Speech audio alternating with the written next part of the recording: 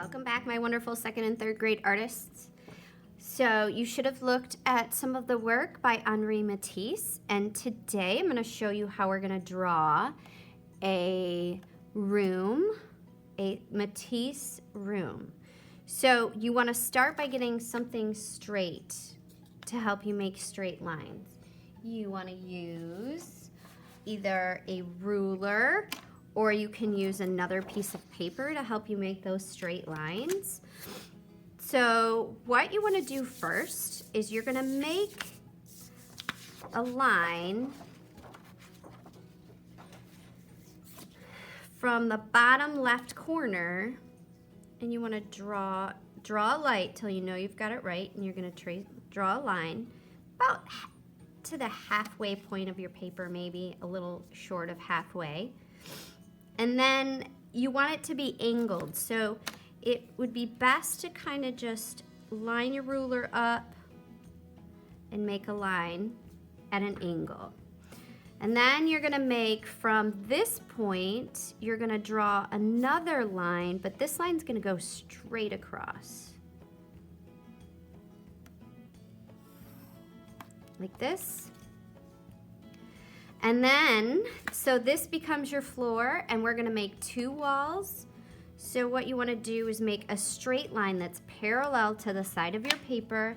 I'm gonna use my paper to make my ruler flush with the bottom of my paper.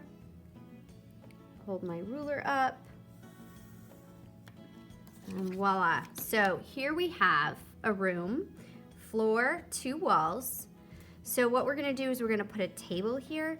Now we want to give our table form. So shape, if I make an oval here, this is just a shape. But to give my shape some form, which means three-dimensionality, I'm gonna make it come down straight like this. So now it becomes a cylinder. So on that cylinder, I'm gonna imagine this is a table. All right, so on the table, I want to add a vase and some flowers. So to make a vase, I'm just going to start by making a pretty big circle. And then above that, I'm going to make like a triangle, but I don't want that triangle to come to a point. I'm just going to have it triangular shape at the top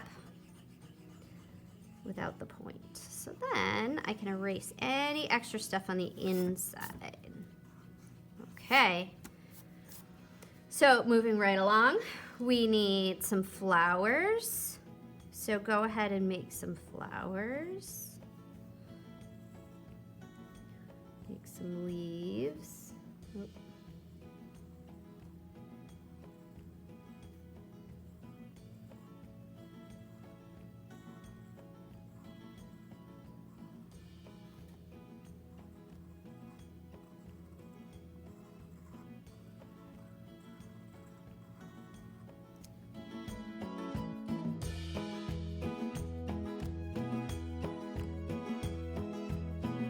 Once you have your flowers drawn, you can add other details, like I think I'm going to add a rug on the floor, because that seems like something that might just add a little more detail, make my picture a little more unique.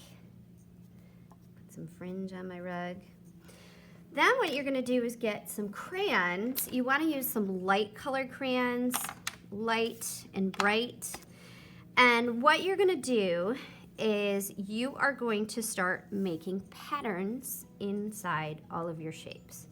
So I'm gonna start with, I might just make simple patterns like stripes on my walls. Maybe make stripes going that way, and for my other wall, I'm gonna make my stripes go this way.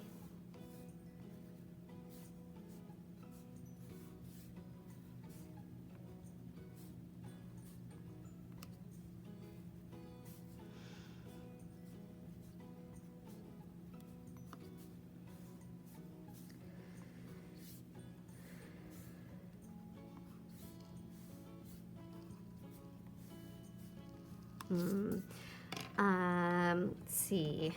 So I'm gonna use some ovals in my rug.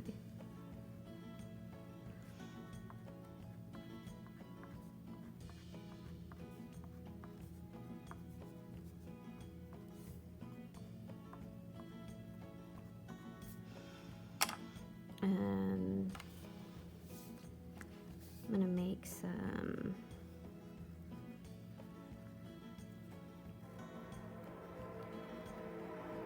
wavy lines on my table.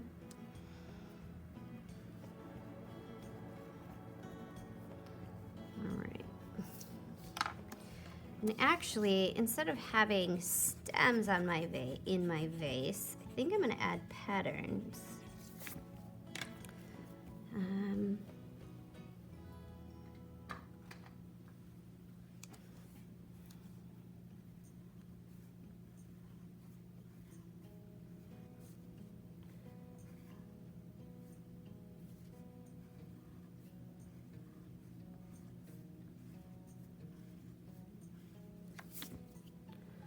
Okay, after that, I'm going to use some markers and color the floor. If you want, you can trace your flowers and things with a black permanent marker. Otherwise, just use lots of bright colors to color in your picture.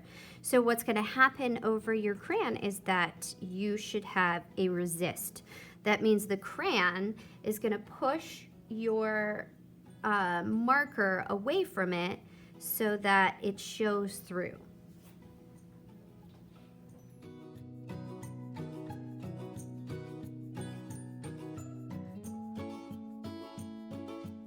For a finishing touch, I'm going to add shadows. So on the vase, I want to put a shadow on the left side of my vase. So I'm going to take a darker purple and just trace a line along that side. And then do a line along this left side and on the bottom of my vase. Then what I'm going to do is get a dark blue, and I'm going to put a shadow that would be under my vase, that would be on the table, just like that. And then I'm going to put one on down the left side of my table. That, maybe put some stripes so that it creates a little bit of shadow. Even though Matisse's artwork is very simple and very flat, it doesn't seem very to have very much form, he still made sure that he added some shadows and things into his picture. So on the floor, I'm going to add just a dark green on the bottom of my rug, on the bottom and the left. Okay, well, have fun. Be really creative about what kind of flowers you use, what kind of patterns. I kept it real simple so that the lesson wouldn't take too long, but I cannot wait to see the creativity and what you come up with. So make sure you post it on Flipgrid.